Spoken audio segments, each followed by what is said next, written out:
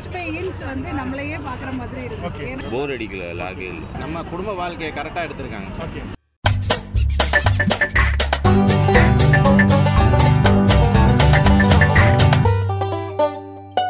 சூப்பராக இருக்கு.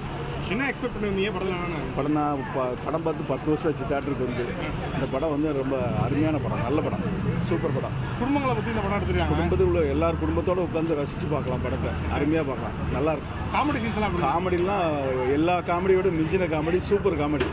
ஆமாம், நல்லா ஜாலியாக போகுது, நல்லா தூங்கணும்னு நினச்சி வந்து 3 மணி நேரம் நல்லா பார்க்குறேன்.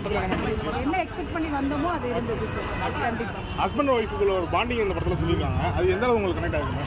அதாவது இன்ச் பை இன்ச் வந்து நம்மளையே பார்க்குற மாதிரி இருக்கு. ஏன்னா டெய்லி இதே சண்டை தான் நடந்துட்டு இருக்கு.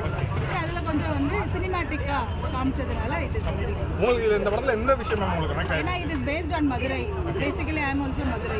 ஸோ அதெல்லாம் அப்படியே சேர்த்து பார்க்குற போது என்னவோ நம்மளுடைய வாழ்க்கையில நம்ம பார்த்த மாதிரி ஒரு கனெக்ஷன் இருக்கு. ஓகே. படத்தில் உள்ள காமெடி சீன்ஸ்லாம் எப்படி இருந்துச்சு? Extraordinary sir. இவ்வளோ ரசிச்சு சிரிச்சு இந்த ரீசெண்ட் டைமிங்ஸ்ல இந்த படம் தான் அவ்வளோ ரசிச்சு சிரிச்ச மாதிரி. விஜய் சேதுபதி சாரோட ஆக்டிங் எப்பவுமே பிடிக்கும் அவரோட ஆக்டிங். இந்த படத்துல இன்னும் கொஞ்சம் எக்ஸ்ட்ராடினரியா வாழ்ந்து காட்டியிருக்காங்க. பாண்டியராஜ் படம்னாலே கடைசியில் ஒரு ஹார்ட் டச் பண்ணுறது. ஆமா ஆமா, அந்த மாதிரியான ஒரு நல்ல அதுதான் ஒரு ஃபேமிலி படமா எப்படி எடுக்கணுமோ அதை அப்படியே கொண்டு வந்து காமிச்சிருக்கோம். ஓகே. சரி, எல்லாரும் கண்டிப்பாக பார்க்கலாம். லவ்வர்ஸ் என்ன எக்ஸ்பெக்ட் பண்ணி வந்தீங்க படத்தில்? என்ன எல்லாமே இருந்துச்சு. சொல்லப்போனால் ஃபேமிலி என்டர்டைனராக இருந்துச்சு. விஜய் சேதுபதி இப்போ பார்க்குறப்போ சூப்பராக இல்லை ஹஸ்பண்ட் ஒய்ஃபுக்குள்ள ஒரு பாண்டிங் இந்த படத்தில் சொல்லியிருக்காங்க. அது எந்த அளவு உங்களுக்கு கனெக்ட் ஆகிருக்கு?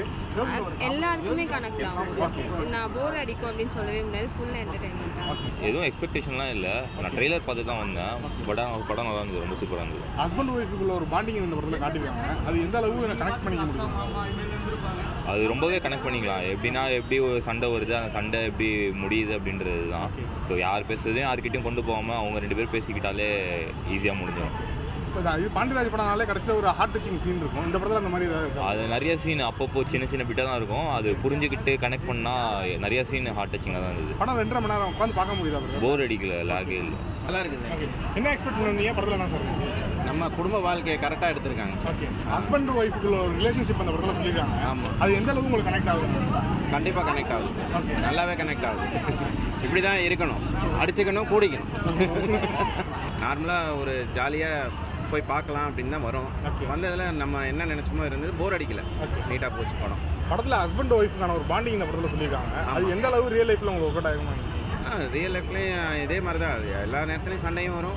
சண்டை வரப்போ நம்ம அமைதியாக இருந்துட்டோம்னா அப்புறம் எல்லாம் ஒன்றாயிடும், அவ்வளோதான். எல்லா நேரத்துலையும் 2 பேருமே சண்டை போட்டுட்டு இருந்தால் பிரிஞ்சு தான் போகணும். ஓகே. உங்களுக்கு இந்த படத்தில் எந்த பாயிண்ட் சார் உங்களுக்கு ரொம்ப கனெக்ட் ஆகிருந்துச்சுன்னு? கனெக்ட் ஆகிருந்துச்சுன்னா அவங்க லாஸ்ட்டில் ஒன்று சேர்றாங்க இல்லையா, எனக்கு டைவர்ஸ் வேண்டாம், டைவர்ஸ் கோர்ட்டு கொடுக்குது ஆனால் லைஃப் கொடுக்கலன்றதை சொல்கிறாங்களா, அது பாண்டிங் நல்லா இருந்துச்சு. Okay, thank you.